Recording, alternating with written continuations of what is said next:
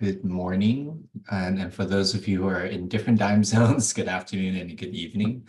I'm Dr. Glenn Yu. I am a professor at the University of California in Davis at the health system. I'm a clinician scientist, so I am partially a retina specialist. I see patients with macular degeneration, diabetic retinopathy, retinal detachments, among various conditions. I do surgeries on them. But I also spend about half my time being involved in research.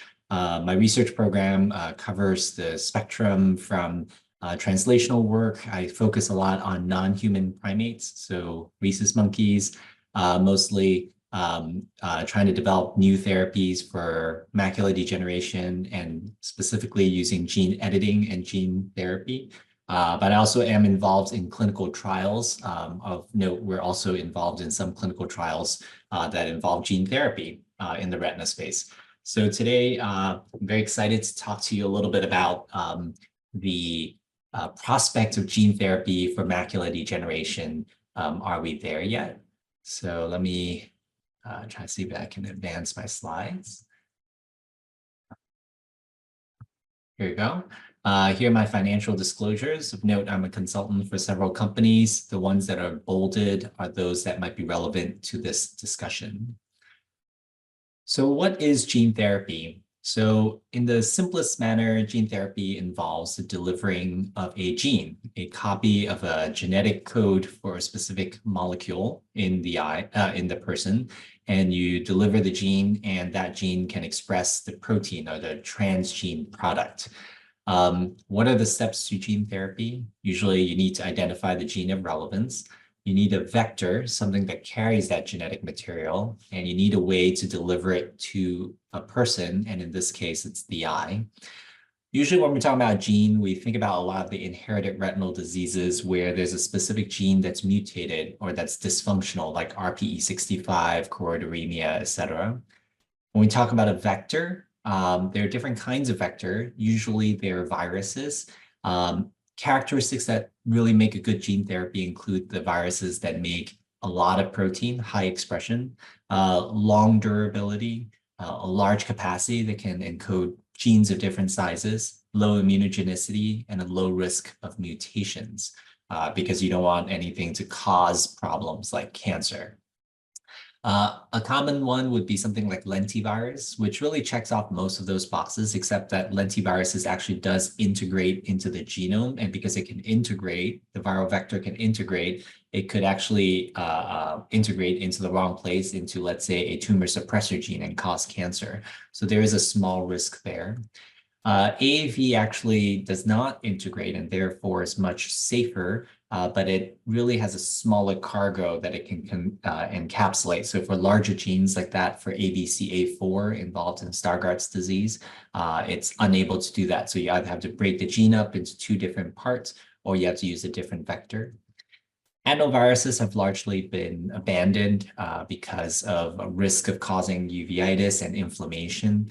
And synthetic polymers and different nanoparticles are still in development. They're exciting because they generally are safe. They don't integrate, they don't cause mutations, but they're also not as effective as what nature has naturally evolved to be a gene delivering vector. Once you've identified your vector, then you need a way to inject it into the eye. And that can be done historically through either intravitreal route or a subretinal route. Now, subretinal injections is nice because it gets the viral particles right up against those cells that you want to transduce, which is usually photoreceptors or RPE. However, the treatment effect is limited to just the area of the subretinal bleb, the small area of the bleb. Intravitreal injections theoretically works well because the viral particles go everywhere, but it's actually have limitation of entering the retina by the internal limiting membrane.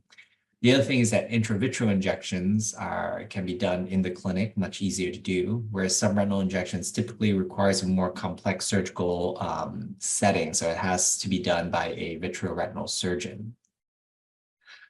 Once you've got all these three items determined, then you can go ahead and design a gene therapy. And that really was what led to the FDA approval of voretigene neparvovec, which was the first approved in the United States gene therapy that can be used to treat Leber's congenital amaurosis resulting from RPE65 deficiency or mutations. So I guess I'll start with my first poll question. Which of the following delivery vectors is the most commonly used for ocular gene therapy? AAV, adenovirus, lentivirus, or synthetic materials? So majority of people answered AAV. I know I didn't specifically address this, but I want to get a sense of what was people's knowledge about gene therapy. And by far, AAV is the most common delivery vector for ocular gene therapy. So we're very familiar with the fact that gene therapy can be used for inherited single gene disorders. I've talked about Leber's congenital amaurosis and choroideremia, and I've listed some other genes here. However, gene therapy can be used to treat degenerative diseases. Now, degenerative diseases like macular degeneration and diabetes is complex because it involves an interaction between many genetic variants. They're not often mutations. It's not like the proteins don't work at all. It's just that there's small variations in many different kinds of genes that, combined with environmental factors, dietary, age, etc., that leads to the disease. The other big difference between treated inherited and degenerative diseases, inherited diseases, you're usually treating children. So when you do a gene therapy, the duration of benefit is for their entire lives of the child, whereas degenerative disease tends to occur in older individuals. So some people will say, well, it's not worth the risk because they already, you don't really get that much benefit out of that. But at the same time, one can also argue that the risks are smaller because if there's some long-term effect 30 years from now, it probably you don't really have to worry too much about it if you're already an 85-year-old person versus if you're a child. But one thing that does tie all of these complex diseases is VEGF. And I'll talk a lot more about gene therapies related to VEGF for my talk today. Why treat macular degeneration or wet macular degeneration using a gene therapy? So if you look at the top here, when you do an intravitreal injection, most of the drug is inside the vitreous cavity and small amounts of it diffuse into the retina. So when you look at the biodistribution inside the eye, majority of drug is in the vitreous and a little bit gets into the aqueous and a little bit of it gets into the retina. The pharmacokinetics is also what we call pulsatile, meaning you give a dose and you get the super high dose, maybe even more than what you need. And then over time, it dwindles very quickly. So you have this kind of peaks and troughs of the drug distribution. In contrast with anti-VEGF gene therapy, you're trying to transduce the actual retina to produce the drug. So what you do is you actually end up having most of the drug where you want it, which is in the retina, and less of it gets into the vitreous and the aqueous, and potentially less secondary side effects, adverse effects, etc. Pharmacokinetics is much more sustained as well, meaning that the drug production is constant. So you don't have the peaks and troughs of these pulsatile injections. One of the first attempts at gene therapy for wet macular degeneration involves an AAV injected into the eye that makes a soluble VEGF receptor, very similar to aflibercept, or as it's known in the US, Eylea. There have also been studies in non-human primates. This is in monkeys. It looks very similar to a human, but they did a subretinal injection. This vector actually glows green because it's engineered to have to express something called green fluorescent protein. You can see that when they did a subretinal injection of the green fluorescent protein that also makes this soluble VEGF receptor, after you do what's called a laser-induced choroidal neovascularization or laser-induced CNV, it's a model to test or to simulate wet macular degeneration. They found that they can suppress the CNV development, suggesting a promising attempt at using AAV for treating wet macular degeneration. However, when they did the first clinical trial, this back in 2016, the primary endpoint for safety was met, so it was not unsafe. but there was no really difference in vision or the number of rescue treatments. Now, this was a very early trial, and I won't go into the details, but there was some design flaws. Many of these patients had already previously been treated by many injections, so it was hard to really detect a benefit. But since then, there has been a few new programs for developing wet macular degeneration gene therapy. One is called the RGX-314. This is probably the most advanced program. It uses an AAV that expresses an anti-VEGF Fab fragment. So it's very similar to ranibizumab, so kind of like a fragment of an anti-VEGF antibody. And this is an early phase dose escalation study. You can see they're increasing the dose of this virus as you're going up. And what's interesting is that many of these patients they're now already entering phase 3. So they're close to pivotal trial analysis. But you can see that many of these patients now have been followed up to 4 years. And what's interesting is that many of these people can maintain the visions gained after anti-VEGF delivery. And this is very in stark contrast to real-world studies or long-term extension of, these are real-world studies on the right side and long-term extensions of clinical trials on the left side, where almost every patient after 3 to 4 years start to show a decline in vision. Because we know that in real-world settings, it's very hard to sustain monthly or regular intervals for intravitreal injections. And so we believe that due to attrition, many of these people start losing vision. And this gene therapy, because it's constantly generating this drug inside your eye, is not susceptible to that. This is what we call a swimmer's lane plot. So every line is an individual patient. And on the left side are people's previous injections prior to entering the trial. You can see many people requiring many shots. And then here, after a single dose of RGX-314, you can see that almost half the patients can become injection-free. And this has now gone out to 3-year long-term extension study. And many of these patients remain injection-free after requiring many injections the previous year. Now, that was using a more typical AAV virus, but newer generations of AAV are also being designed.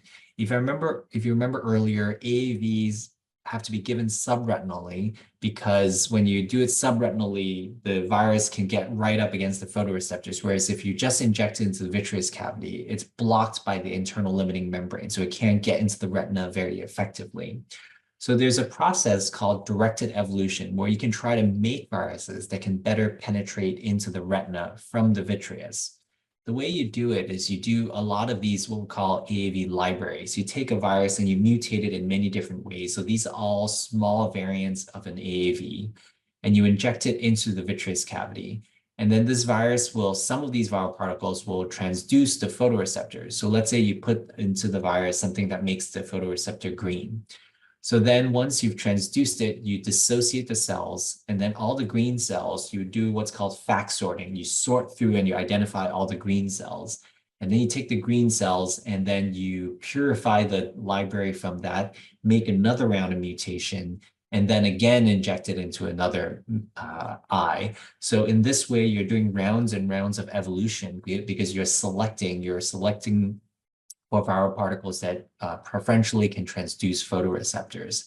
And that's what led to the development of this AAV27M8 viral particle platform. It's a new modified vector capsid that allows an AAV injected intravitreally to get into the retina itself. This was done in mice. So they did it and tested it in mice. It doesn't work as well in monkeys, but these have now entered clinical trial as the ADVM022. So this is a program by Adverum Technologies. It uses this novel AAV7M8 capsid, and it's used to encapsulate aflibercept. So it's very similar to the previous one. The previous was RGX-314 from REGENXBIO. That's a subretinal AAV8 to make something that looks like ranibizumab. This is an intravitreal AAV that is given, that uses this 7M8 and can generate something that looks like aflibercept. And in this trial, again, you can see that many of these patients required a variety of different types of anti-VEGF injections, but after a single dose of ADVM022, again, a large number of these patients become injection-free. And even those that don't become injection-free, you can see their injection frequency has gone down. Now, one challenge, though, is that this treatment was used both for patients with diabetic macular edema as well as AMD. So there were two trials. And in the diabetic macular edema, or the INFINITY study, a number of these patients developed a lot of inflammation, particularly at this higher dose compared to the low dose and compared to aflibercept. You can see a lot of red and orange dots here, which correspond to very severe intraocular inflammation. Now, fortunately, this seems to be focused primarily on the INFINITY study and not on the OPTIC study, which is the sister study for testing this gene therapy in macular degeneration. Some of these patients, if you look carefully, also developed hypotony. Our hypothesis is that when you do an intravitreal injection, some of the viral particles can get into the trabecular meshwork and affect the ability, sorry, not trabecular meshwork, sorry, ciliary body, which may affect the ability of aqueous production and cause the eye to undergo inflammation and hypotony. So why do you get inflammation in the eye with a gene therapy? So I think in order to understand that, we have to understand the principles of what's called immune privilege. Why is the eye what we often call an immune privileged organ? First of all, unlike various parts of the body, many parts of the eye do not have lymphatic drainage, including, for example, the anterior chamber, the vitreous cavity, and the retina and subretinal space. In contrast, the conjunctiva, the sclera, the cord, the walls of the eye does have lymphatic drainage. Secondly, the inside the retina also has a number of barriers. Just like the brain has a blood-brain barrier, the retina has a barrier that an inner and outer blood retinal barrier. And many of these barriers express molecules that are immunosuppressive, like TGF-beta and IL-10. Finally, there's this process known as ACADE. Those who are involved in corneal transplants or anterior segment surgeons may be aware that ACADE actually is a Nobel Prize winning concept where actually antigens introduced into the anterior chamber in the front. ACADE stands for anterior chamber immune deviation, associated immune deviation, where antigens in the anterior chamber actually induces immune tolerance. It actually activates these immunosuppressive T cells rather than cytotoxic or helper T cells. And and in this way, it actually induces immune tolerance, so that's how you can do a corneal transplant without rejection. Now, gene therapy has been done for diseases like X-linked retinoschisis, where you don't need these special viral particles that are directly evolved to penetrate into the retina. Conditions like X-linked retinoschisis, the retina itself is kind of mottled and unhealthy, and you can give intravitreal injections that can transduce the retina in this way. However, in these studies by Paul Sieving at the National Eye Institute, as you can see, using increasing doses of viral vector, they saw increased levels of inflammation, particularly at these high doses. So this is looking at various, this is a measure of anterior chamber inflammation and antibody titer. What was interesting was that when they looked more carefully at these X-linked retinoschisis patients, they found that many of these patients had higher CD4 to CD8 ratio even before they got gene therapy. And then when they got the gene therapy, that AAV actually, these levels actually go up, and those with higher CD4 to CD8 ratio develop stronger inflammation. And essentially what this told us was that maybe patients with retinal diseases, unlike healthy patients, have already a baseline pro-inflammatory status. Their eyes are already more prone to be inflammatory. And when you inject the AAV, it actually revs them up even more. The other thing was that if you notice, the inflammation that was found in the ADVM022 program was primarily associated with an intravitreal injection. And if you look across, both large animal studies, dogs and monkeys, versus human studies, All these are different vector doses. Top is higher doses.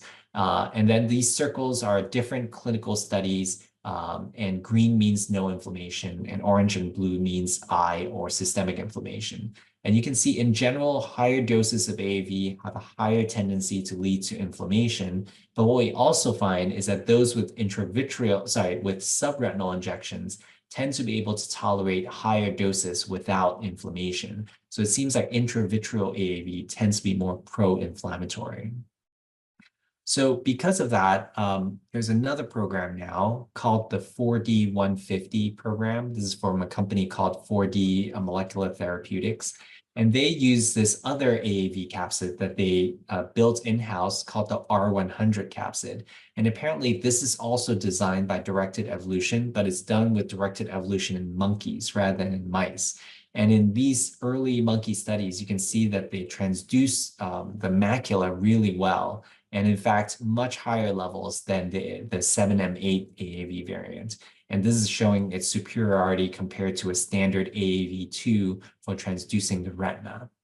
And so they've designed this program that's actually pretty complicated. First of all, it actually makes aflibercept as well, but it also encapsulates a VEGF-C interfering RNA. So it actually can block all different pathways of VEGF signaling. And again, this is using this special R100 capsid. So again, it can be given intravitreally. And in patients with wet macular degeneration using this 4D-150 platform, particularly at this higher dose of 3E10, you can see that, again, people who had required many different kinds of intravitreal injection after a single dose of 4D-150, almost all of them are injection-free at the high dose. And even those with the lower doses, many of them can become injection-free. There are much lower rates of intraocular inflammation in all of these patients, in part because we're using lower doses than what's required for the ADVM022 program. One thing to note, though, this is a fresh, hot off the press results. They said there's no inflammation, but most of these patients have only reached about the 28-week time point, and they used a 20-week prophylactic steroid taper. So majority of this period of time, they were using eye drops to prevent inflammation. So whether this will remain as they come off of the taper is unknown. So my next poll question is, which of the following treatments are not used for wet macular degeneration? So I've talked about the 4D-150 platform, the AAV8-RS1, the ADVM022, and then the RGX-314, which has now been renamed. It's been purchased by AbbVie, so it's now the ADBV RGX-314. Okay, good. So it's a little bit of a mix. The answer is the AAV8-RS1 because the RS1 stands for retinal schisin. So that one is actually used for retinal schisis. The 4D-150, ADVM022, and RGX-314 were all actually for gene therapy for macular degeneration. I'll talk a little bit next about a novel mode of delivery. Most of this is being designed from our lab. So we all know that when you do an ultrasound, if someone has a posterior scleritis, they have what's called a T sign, where you can see an actual hypoechoic space between the choroid and the optic nerve. And that's a space that you can actually see on OCT imaging as well. Back in 2014, I've described that when you use a OCT imaging and use something called enhanced depth imaging, you can sometimes see this hyporeflective or dark band underneath the choroid.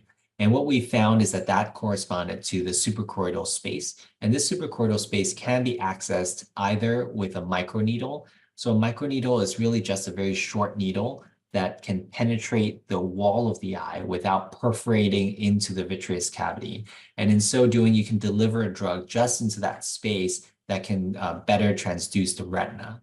There's also something called microcatheterization. You can make a small incision in the wall of the eye and pass the catheter through this space. And this is actually a picture showing something called it's actually a subretinal needle that's designed by a company called Orbit SDS that's used for subretinal delivery, but it actually is accessing the suprachoroidal space. What's interesting about suprachoroidal space is when you inject an intravitreal drug, this is just a dye, it kind of goes everywhere and you don't see it in the wall of the eyes. Whereas with a suprachoroidal, you can see that drug just kind of uh, concentrating in the wall of the eye, right where the retina is.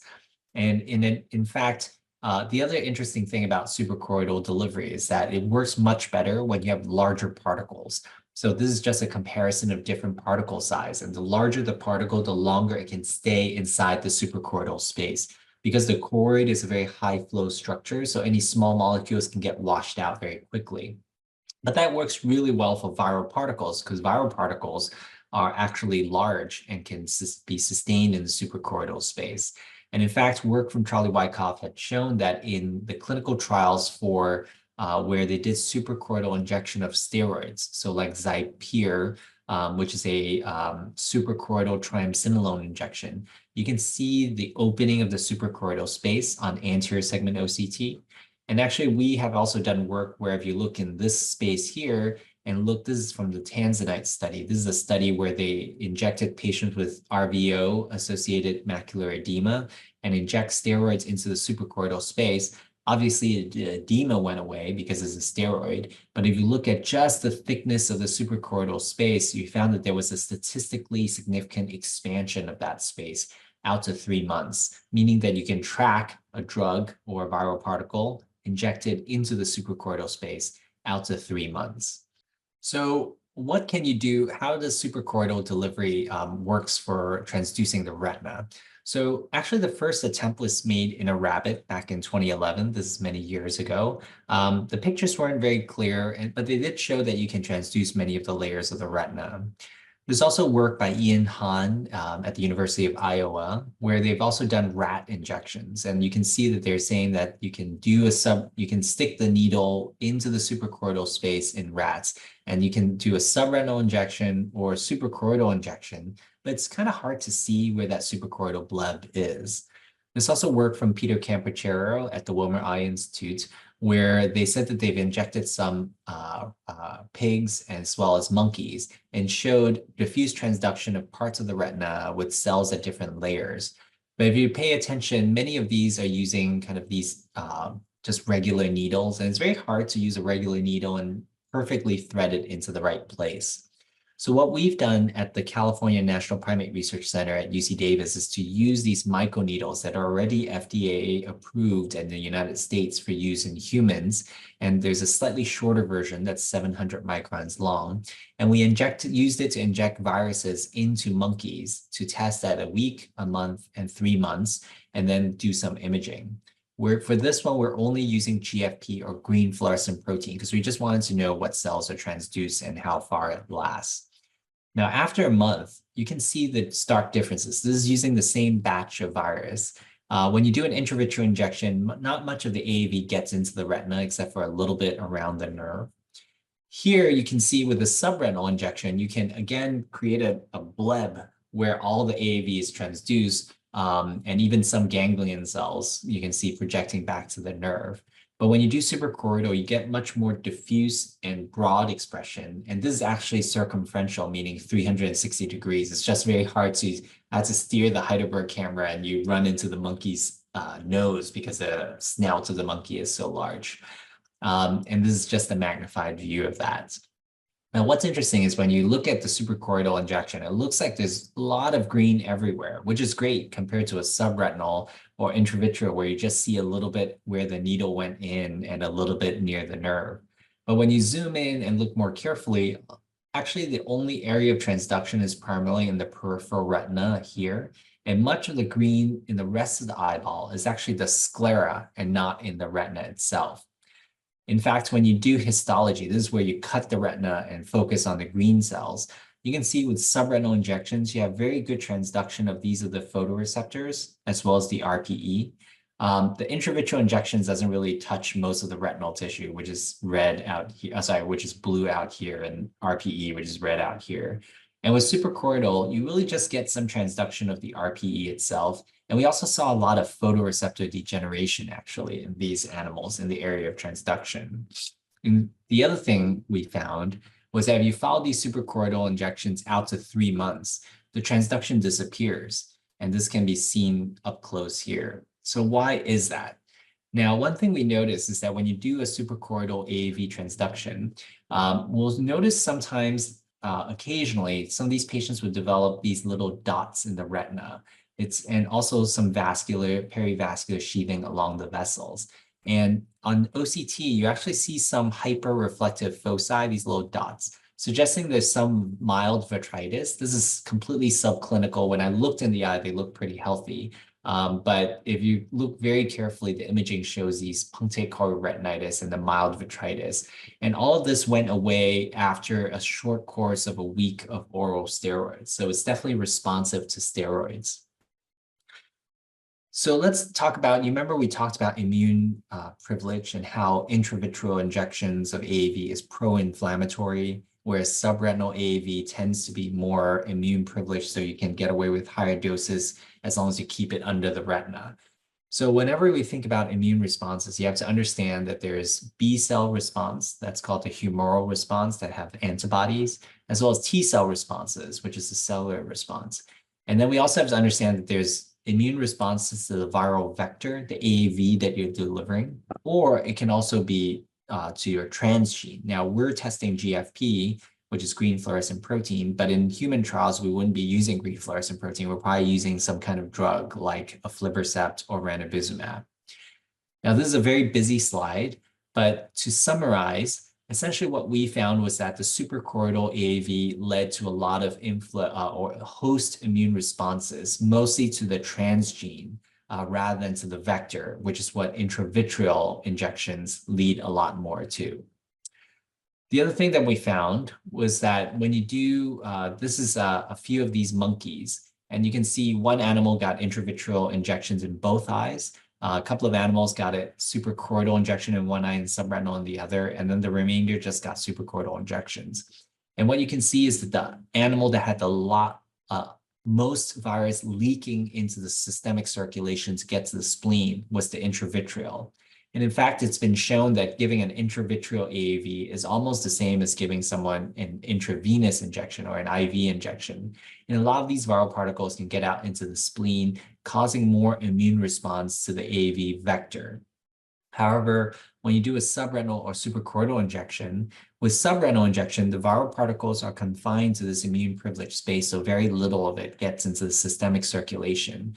And the GFP expression is within the blood-retinal barrier. But when you do the suprachoroidal injection, remember that picture where I showed a lot of that green is in the wall of the eye, in the sclera? So a lot of this GFP expression is outside the blood-retinal barrier. So because of that, you can get more immune responses to the GFP transgene, to the transgene of concern. Now, fortunately, in human clinical trials, that is no longer the case. That is not the case. We don't use GFP in people. We're using, because GFP is a foreign protein, it's from a jellyfish. So the Regenix Bio program has now extended the RGX-314. Again, this is the updated name is ABBV RGX-314, but they've extended it to deliver suprachoroidally, because if you remember, RGX-314 was done subretinally, and that's the one that's entering phase 3 trial. But they want to see if they can inject it suprachoroidally, because a suprachoroidal injection, like an intravitreal injection, can be just done in the clinic. So you don't need to go to surgery like a subretinal injection.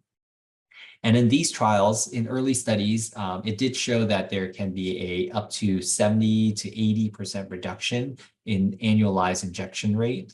This is, again, this swimmer lanes plot. Again, many patients that required intravitreal injections previously, after a single dose of the ABBV RGX-314, many of these patients can become injection-free. And again, even those that still need injections, many of them can have fewer injections compared to those with who did not get the gene therapy.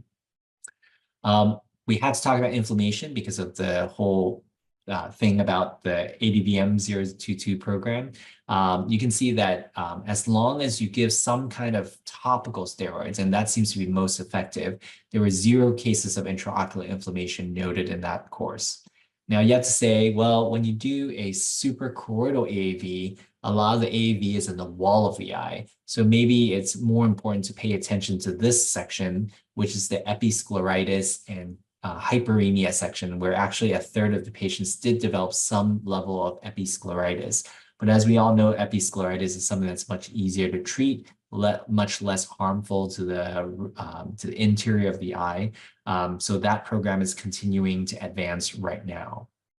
So I asked my next question, which of the following are an important advantage of suprachoroidal AAV delivery? Is it the fact that it can be given in the office? It does not trigger any immune responses? Does it have good expression in photoreceptors, the highest level of expression, or the least amount of inflammation? So again, this is suprachoroidal. That's what we just talked about, using those microneedles. So about a quarter of you got it correct, which is that it can be given in the office. I wouldn't say that it generates the least amount of inflammation, which is the second most common answer, because that's with the subretinal injection. So when you do a subretinal, again, subretinal underneath the retina, that probably has the least amount of inflammation. But the real advantage and the reason why people are trying to move towards suprachoroidal is because it can be given in the office. The last part of this talk, I'm going to talk about CRISPR technology. You're like, what is CRISPR technology? So CRISPR technology is what's called gene editing, not gene therapy. And in fact, it's probably already in the world around you. So scientists have already used gene editing to modify things like apples, mushrooms, potatoes, by cutting out the gene that's involved in iron oxidation so they don't turn brown as easily. So that's already been used to modify meats and produce. In the simplest sense, CRISPR is a technology that can work at the DNA level. So currently, most of the drugs that we give, like these antibodies and decoy receptors, block VEGF protein. Even the gene therapy I talked about today, like the ADVM022, RGX-314, these are AAVs that make drugs. They make either aflibercept or something that looks like ranibizumab. And even the newer technology like the 4150, that's the other product I talked about, which also makes an anti-VEGF agent. They're working at the protein and the RNA level, but CRISPR technology is really the only technology that actually makes modification at the DNA level. Now, you'll probably hear about a lot of different generations and prime editing and base editing, but the original design of CRISPR is just a nuclease. In the simplest form, it is actually a part of a bacterial adaptive immune system. So bacteria actually have to make enzymes that can cut foreign DNA, like let's say if it gets infected by a virus itself. So if we can exploit this enzyme that the bacteria use, like the Cas9 enzyme, like the Cas9 enzyme, you can actually program it using a segment of RNA called a guide RNA. So the guide RNA is the programming guide, and you can actually direct it to a specific gene in the genome and create these double-stranded breaks. And because the body has natural repair mechanisms that are very error-prone, so it tends to make mistakes, it will cause these insertion-deletion mutations that effectively causes a frame shift and knocks out the gene function. These newer generations of gene editing are also under development, but I'm going to focus a lot more on gene ablation because that's what all we need to do is to knock out the VEGF gene rather than block the VEGF protein.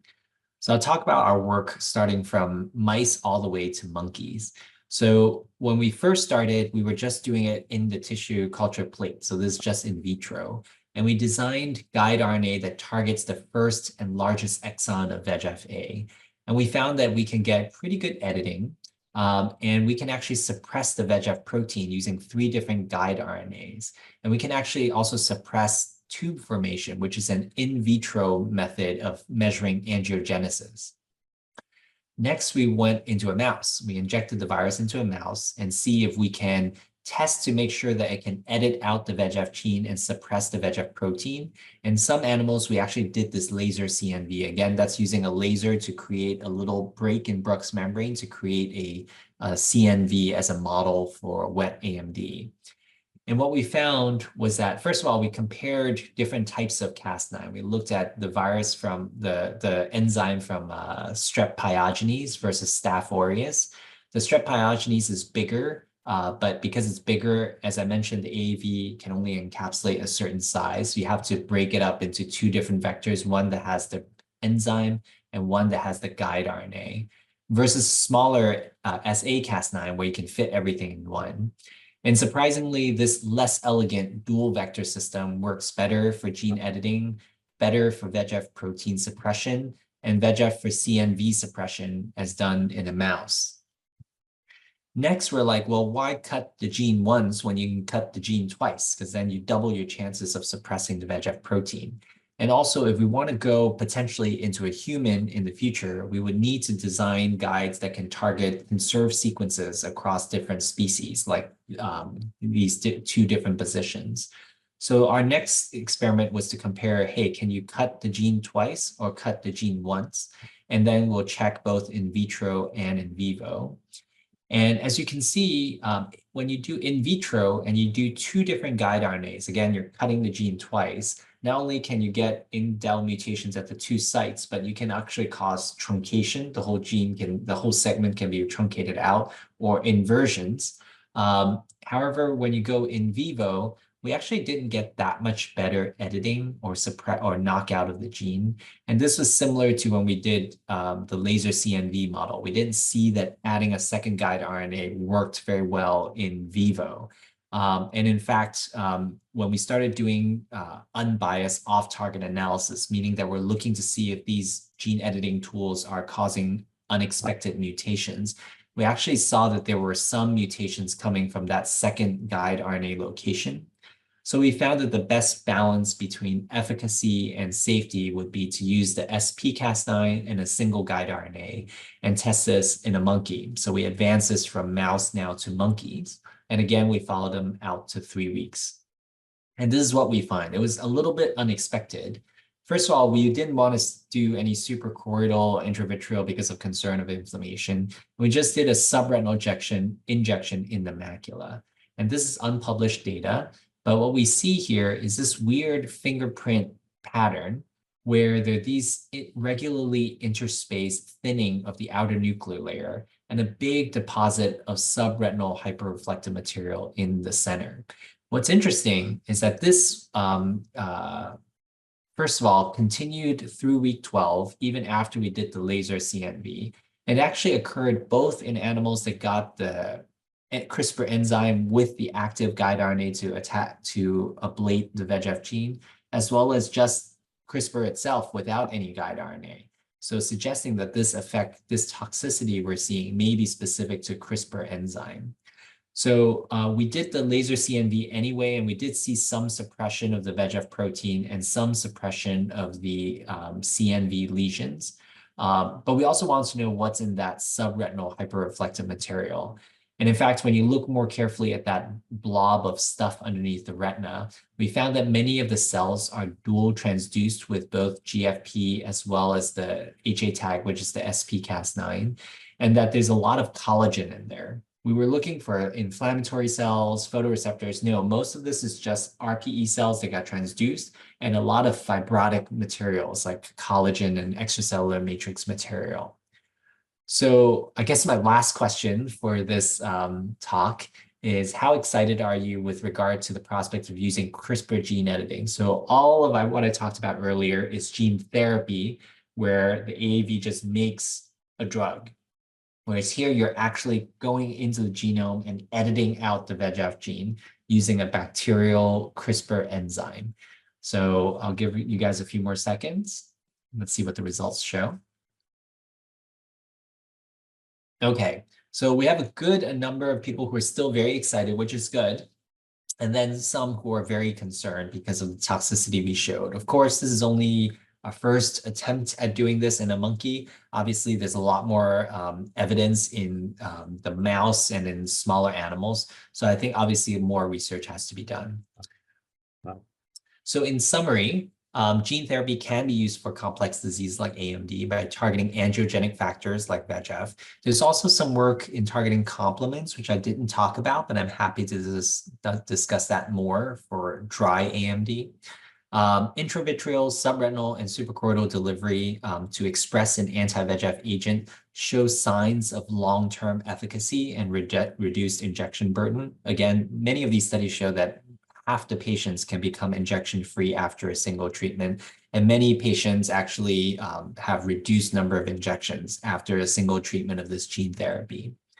Ocular inflammation, however, is a concern. It seems to vary in that its higher doses causes more inflammation, and certain routes of administration, like intravitreal AAV in particular, seems to be very pro-inflammatory. Suprachoroidal is a little bit less, maybe slightly different types of inflammation, and then subretinal is the least amount of inflammation. Finally, CRISPR-based gene editing enables VEGF and CNV suppression in mouse studies, but when we went into a monkey, we saw unexpected retinal toxicity, and we're hoping to better understand that, whether it's related to the specific CRISPR enzyme itself. So with that, I want to conclude. I want to thank all the people in my lab, my primate research team, people who helped make all the viruses, and all my funding agencies. And I'm happy to take any questions. So one question is asking, so please, if you guys have any questions, please feel free to submit it into the Q&A box. I will, I guess, click answer live on what is the meaning of AAV2. So AAV stands for adeno-associated virus. Throughout the talk, you heard a lot about AAV. Essentially, it's a virus that's actually a completely benign virus. Many of us live with a little bit of AAV in us, and the AAV has not been known to cause any pathologic conditions like any diseases.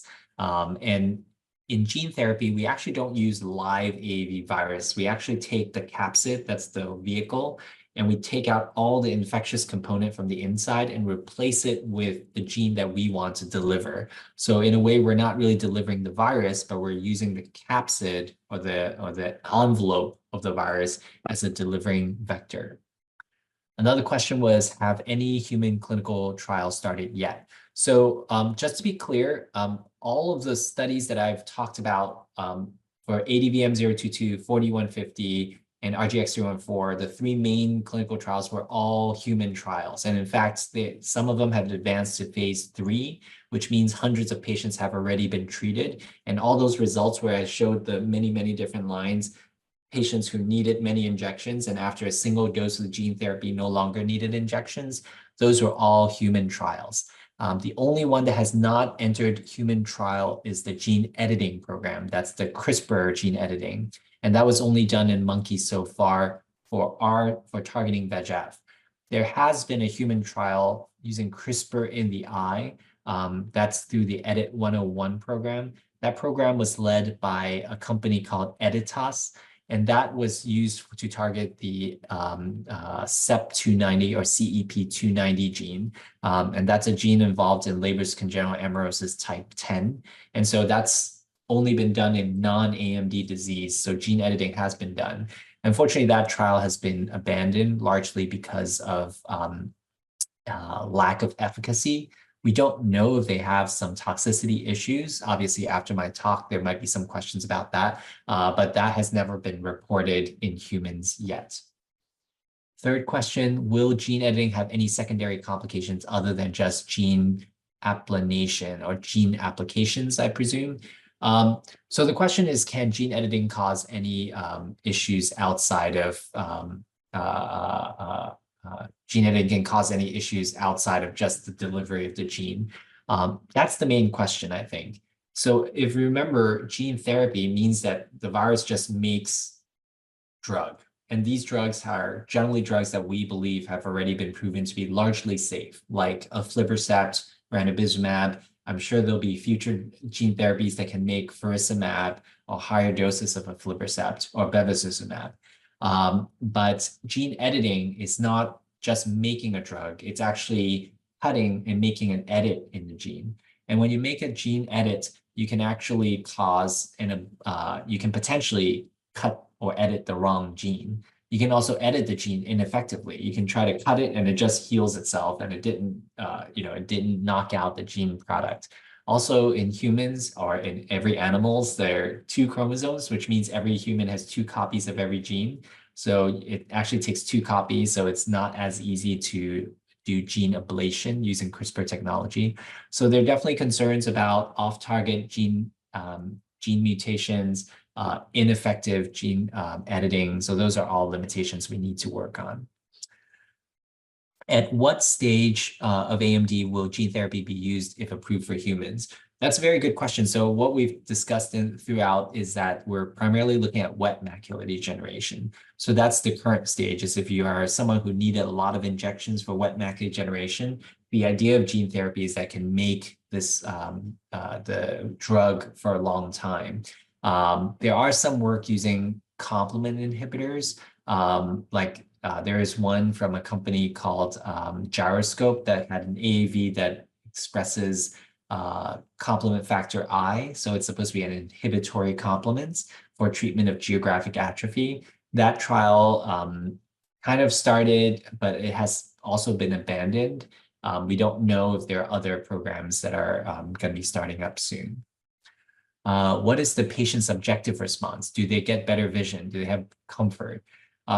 Better vision? Probably no, because most patients were trying to not improve their vision, but sustain their vision gains from anti-VEGF. We don't usually give gene therapy unless they've already gotten some intravitreal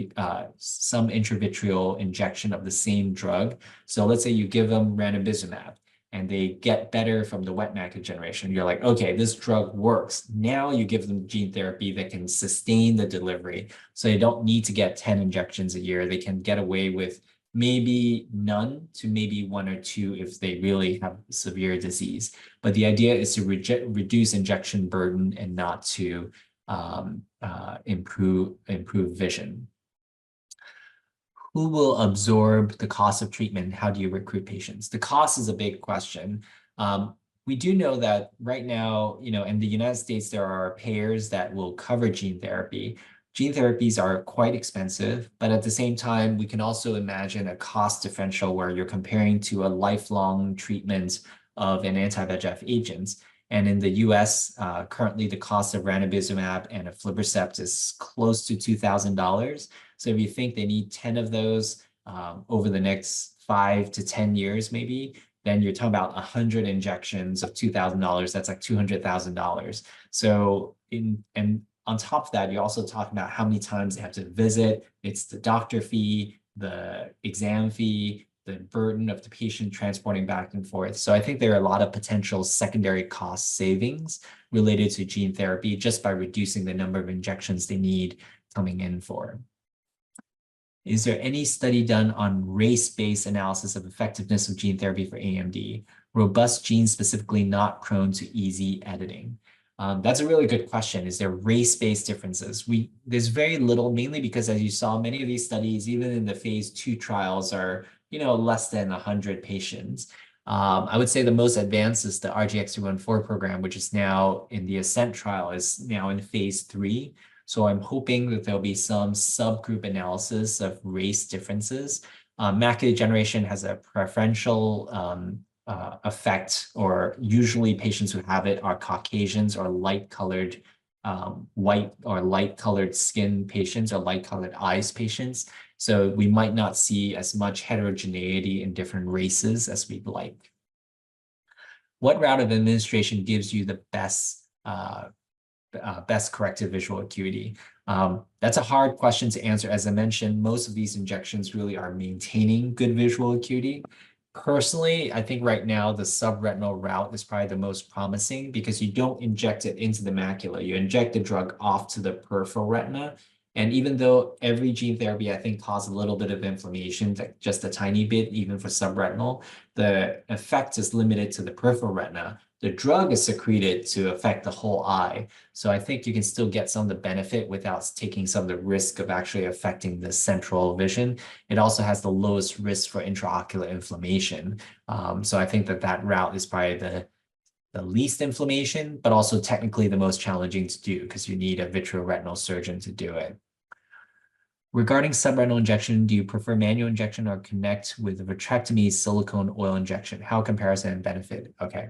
So subretinal, that's again a good question. Subretinal injections can be done. You hold usually a 41 or a 39 gauge cannula that's hooked up to either a person on a plunger on a syringe pushing the drug, or it can be hooked up to the viscous fluid injection setting, which is the silicone oil injection setting on a vitrectomy machine. So I use an Alcon Constellation device.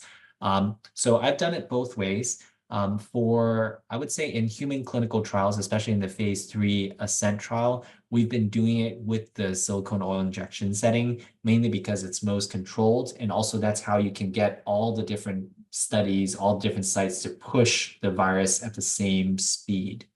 The reason why this is critical is that there's some studies, anecdotal studies, where if you inject too quickly, obviously, when you inject too quickly, you can potentially cause a retinal break or something traumatic.